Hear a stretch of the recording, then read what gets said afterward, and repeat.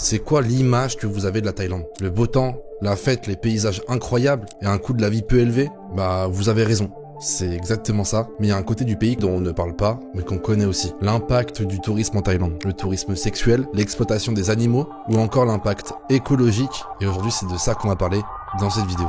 Bienvenue en Thaïlande, l'enfer au paradis.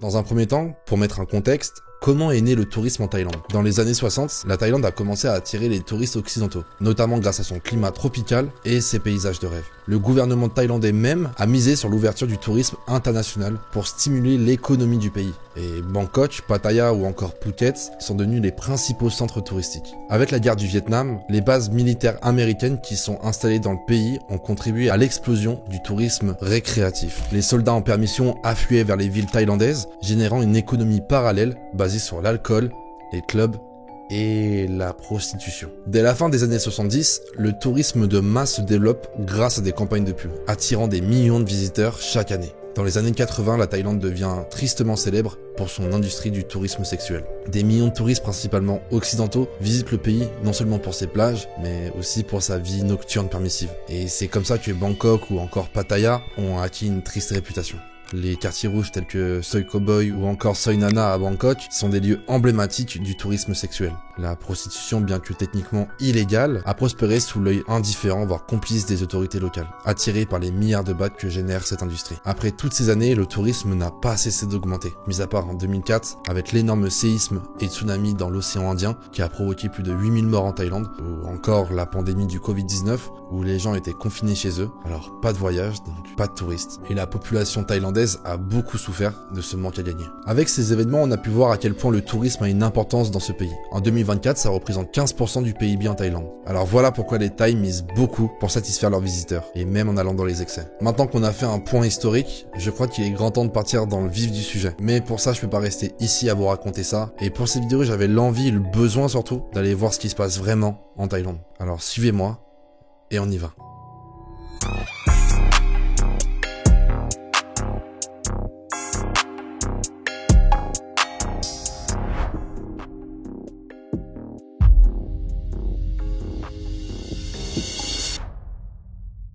Je souhaite remercier mon partenaire qui m'a suivi dans cette aventure, et c'est Celi. Celi est un service de eSIM, une carte SIM dématérialisée, qui te permet d'accéder à internet quasi n'importe où, sans que tu sois en hors forfait. Ça m'est déjà arrivé et franchement c'est chiant. Sincèrement, vraiment, j'ai jamais aussi bien capté que par ce service. D'ailleurs, la dernière fois j'étais en Corée, j'attendais ma meuf dans le froid sous environ moins 1000 degrés, je l'appelle, mais pas de réponse. Alors grâce à ma connexion internet, j'ai pu aller sur Snapchat, voir sa dernière localisation. Technique de détraquer, mais efficace. Et j'ai pu retrouver sa position et arriver là où elle était. Et d'ailleurs, elle était tellement contente de me retrouver.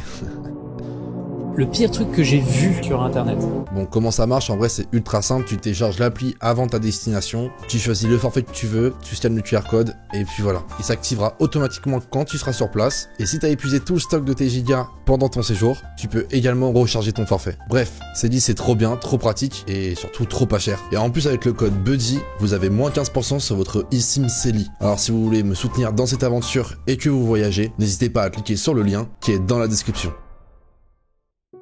Quand je suis arrivé à Bangkok, j'avoue avoir été pas mal surpris en bien des infrastructures qu'il y a ici. C'est ultra moderne et on se rapproche de ouf des villes comme Tokyo ou Séoul, avec des grands bâtiments, des bêtes d'endroits pour se poser et ultra propre. En plus de ça, j'avais beaucoup de chance parce qu'avec les gens avec qui j'étais, c'était des locaux. J'ai pu découvrir une partie de ce pays et de sa culture, mais en version un petit peu optimisée. Mais tout ça, vous pourrez le voir dans ma prochaine vidéo où j'ai vécu pendant 30 jours en Thaïlande. Par contre, effectivement, j'ai bien vu tous ces bars et salons de massage qui sont bel et bien présents. Surtout dans le quartier de Nana où j'étais résident. C'est le quartier bien touristique, bien occidentaux, bien blanc. Là-bas, tu manges pas forcément que thaï, tu vois. Et c'est là où j'ai vu toutes les dérives du tourisme noir. Des grands darons, même parfois des vieux qui tiennent à peine debout, seuls dans ces bars. Je dis pas que toutes les personnes vieux et blancs vont consommer ce genre de pratique, mais ceux qui sont dans ces bars, on va dire qu'ils attendent pas forcément leur whisky coca. Mais en vrai, le truc qui m'a le plus choqué, c'est que ces personnes ne se cachent même pas. J'ai vu des vieilles personnes sortir avec des gens où je doute de la majorité. Ils font des dates, ils font des câlins, hein, et ça devant tout le monde. Et pendant ce séjour, j'ai réalisé un truc, c'est que je commençais un peu à dévisager tous les touristes. Et j'avais l'impression que eux aussi. D'ailleurs, c'est vraiment la première fois où je me sentais un peu honteux d'être un touriste. Je trouve ça fou de voir tout ça de mes propres yeux et ressentir toute cette malveillance dans un seul et même endroit. Comment ça se fait que je puisse voir ça en 24 heures et que ça soit autant toléré ? Bien que la prostitution soit officiellement illégale en Thaïlande, elle est largement tolérée et constitue une part importante de l'économie du pays. Et cette industrie attire un nombre considérable de touristes chaque année. En 2000, près de 9 millions de touristes ont visité la Thaïlande, dont 65 à 70% étaient des hommes. Si tous ne sont pas consommateurs de ce type de service, il y a quand même une grande partie qui sont attirés par cette facette du tourisme, contribuant du coup ainsi, et malheureusement, à l'économie locale. La prostitution en Thaïlande se manifeste sous différentes formes et dans différents lieux, souvent dissimulés derrière des activités légales. Par exemple, il y a les bars à hôtesses et gogo bars, des établissements situés dans des zones telles que Nana Plaza et Suko Boy à Bangkok. Elles offrent des spectacles et des compagnies féminines ou transgenres avec des clients qui peuvent payer pour passer du temps avec les employés. Du coup, ce qui peut inclure certains services. Les salons de massage, qui sont très populaires là-bas, de par leur tradition, mais aussi pour certaines choses, qui proposent du coup des services supplémentaires, des happy ending, qui va du coup impliquer un massage avec, comme on dit, une fin joyeuse. Les clubs de karaoké, alors ça c'est moins populaire pour les occidentaux car c'est souvent fréquenté par une clientèle asiatique. Ces clubs offrent une compagnie d'hôtesses avec la possibilité de services sexuels en privé. Car oui, quand on parle de tourisme sexuel, cela n'est pas uniquement réduit à l'Occident. Beaucoup de pays en Asie y vont ici pour ça. L'Inde, la Chine ou encore la Corée y sont beaucoup présents. Il y a aussi du coup de la prostitution de rue dans certaines zones urbaines avec certains mineurs qui vont proposer directement leurs services dans la rue. Et pour finir, de nombreux services sont désormais proposés via des applications de rencontres et sur les réseaux sociaux qui offrent une discrétion plus importante pour le client. L'équipe, on est au quartier de Nana. Nana, c'est quoi? Ça porte bien son nom. C'est là où il y a un peu ce qui est salon de massage, où tu te fais masser la tête. Et c'est pour ça, donc, du coup, beaucoup de gens qui viennent ici pour une visite, mais pas la bonne visite. Mais c'est vrai que Nana, après, c'est vraiment là où il y a généralement tous les touristes qui viennent habiter, parce que en fait, au centre, il y a beaucoup d'hôtels. Mais il y a une trend qui est très marrante sur TikTok, où genre c'est quand t'es dans le métro et tu sors à l'arrêt Nana, les gens ils te regardent bizarre.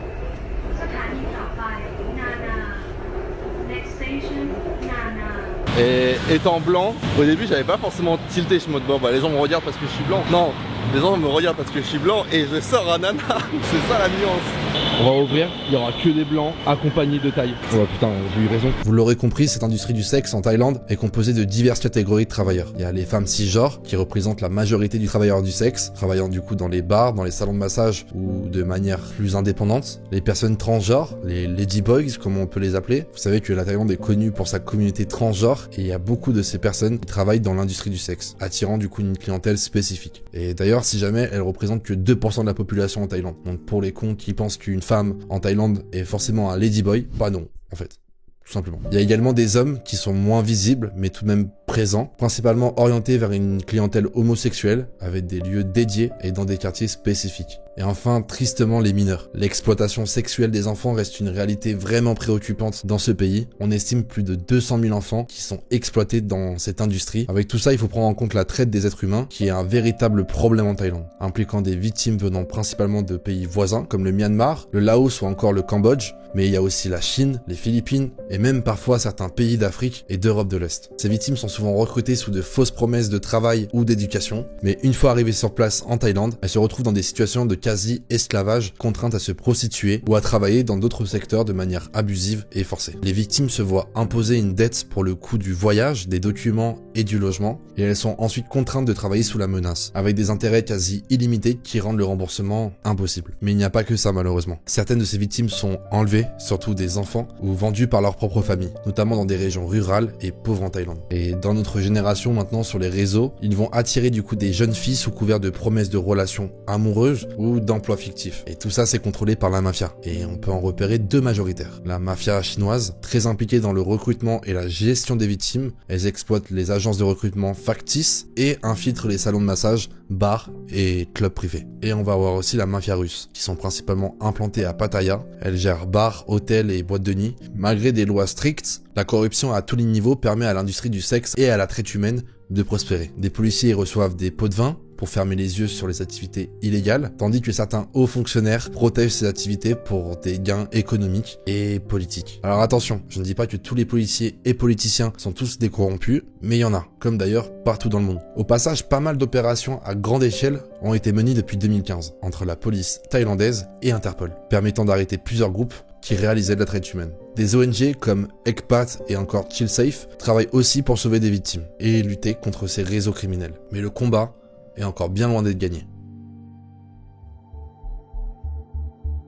Quand tu penses aussi à la Thaïlande, tu penses aussi aux éléphants en liberté, faire un selfie avec un tigre, voir des spectacles de singes. Waouh, une vraie dinguerie. Mais la réalité est beaucoup plus sombre. Derrière ces attractions, il y a une souffrance énorme, une maltraitance quotidienne et un business qui exploite ces animaux jusqu'à leur mort ou celle d'un touriste. Prenons l'exemple des éléphants, qui est un réel symbole national là-bas, mais il y a certaines choses qu'on ne nous dit pas. Par exemple, là ici, on peut voir un touriste tout content d'être sur un éléphant, mais la vraie question c'est comment il arrive à être aussi docile. Et pour ça, il faut passer par plusieurs étapes. Le Pajan, c'est le mot qui signifie littéralement briser l'esprit. Et c'est exactement ce qu'ils font. Et là, attention des images qui vont suivre, car elles sont assez violentes et elles peuvent heurter certaines personnes. Les bébés éléphants sont arrachés à leur mère, attachés dans des enclos minuscules et battus jour et nuit jusqu'à ce qu'ils obéissent. Et une fois qu'ils sont brisés, ils vont devenir des machines à touristes. Portant des touristes ou des gens sur leur dos, sous une chaleur insoutenable, font des tours ridicules dans des spectacles et vivent dans des conditions misérables. Et parfois ils pètent un plomb et ça finit mal. Comme cette touriste espagnole de 22 ans qui s'est fait tuer par un éléphant. Il me semble que c'était en plus dans un centre apparemment qui s'occupait bien des animaux, mais un animal sauvage reste sauvage. On ne sait pas vraiment ce qu'il a pu vivre, et Blanca, cette touriste espagnole, est en train de le laver cet éléphant, quand d'un seul coup, il attaque à celle-ci, et elle décidera à l'hôpital. Les éléphants ne sont pas les seuls animaux à souffrir. Les fameux temples aux tigres, où tu peux poser avec un fauve sur les genoux, les caresser et les admirer de plus près, et quand tu regardes ces images, tu te dis « Ah, c'est trop mignon !» En fait, ce sont littéralement des fermes d'élevage illégales. Ils sont drogués, sédatés et souvent battus pour qu'ils ne réagissent pas aux touristes, et certains d'entre eux sont même vendus sur le marché noir pour leur peau ou leurs os, utilisés dans des médecines traditionnelles. Et les singes, parlons-en. En Thaïlande, on les utilise pour tout. Ils font des spectacles de rue, des numéros de cirque et même du travail forcé. Beaucoup de singes sont dressés pour cueillir des noix de coco toute la journée. Ils sont attachés à une corde, obligés de grimper aux arbres sous la menace de coups. Et ils ne connaissent que ça. Pas de liberté, pas d'interaction avec d'autres singes, juste une vie d'esclavage. D'ailleurs, vous le saurez maintenant, mais si vous achetez de la coco dans les supermarchés provenant de Thaïlande, c'est sûrement un singe qui l'a récolté pour vous. Et si un jour vous êtes sur Phuket, ne soutenez évidemment pas cette cause. Et enfin, il y a les combats de coqs, un sport qui existe depuis des siècles ici, mais qui est une vraie boucherie. Les coqs sont entraînés pour s'entretuer, dopés et équipés de lames sur leurs pattes pour maximiser les dégâts. Et là-bas, ces combats sont un énorme business. C'est que du coup clandestin et souvent alimenté par des paris illégaux et de la mafia locale. Et encore une fois, tout ça continue parce que ça rapporte de l'argent. S'il n'y avait pas de bénéfices, forcément ça s'arrêterait. Après, pour le coup, cette tradition n'est pas forcément faite pour les touristes, mais je trouve qu'elle a sa place ici. Alors qu'est-ce qu'on fait avec tout ça? Déjà, ne participez pas, ne montez pas sur un éléphant par exemple, n'encouragez pas ces faux sanctuaires de tigres, n'achetez pas un billet pour un spectacle de singes, et ensuite privilégiez les vrais sanctuaires, qui respectent les animaux et ne les forcent pas à interagir avec les touristes. La Thaïlande, c'est un pays qui est magnifique, mais certaines pratiques doivent disparaître, et c'est aussi de notre responsabilité, en tant que voyageurs, de résoudre ces problèmes.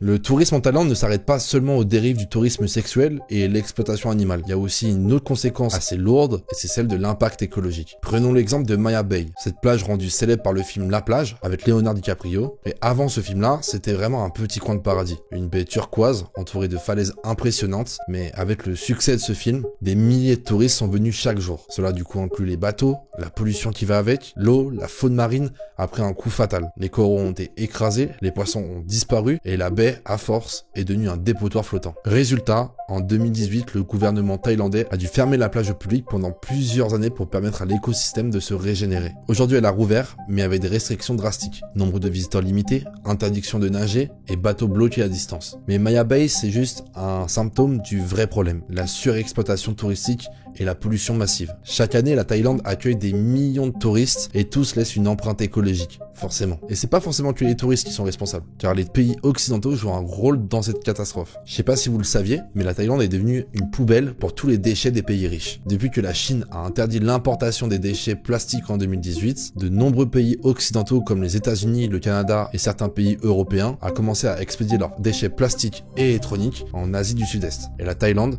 est l'un des pays qui en subit le plus les conséquences. science. Des tonnes de plastique débarquent chaque jour dans les ports thaïlandais. Officiellement, c'est pour être recyclé, mais en réalité, une grande partie finit incinérée dans des conditions toxiques ou directement jetée dans la nature. La ville de Pattaya, par exemple, qui attire des millions de touristes chaque année, est aujourd'hui qualifiée d'invivable à cause de la pollution et de la mauvaise gestion des déchets. Mais le pire, c'est que ce problème-là n'est pas propre à la Thaïlande. Il se passe la même chose aux Philippines, en Indonésie ou encore en Malaisie, et ils deviennent des paradis transformés en décharges à ciel ouvert.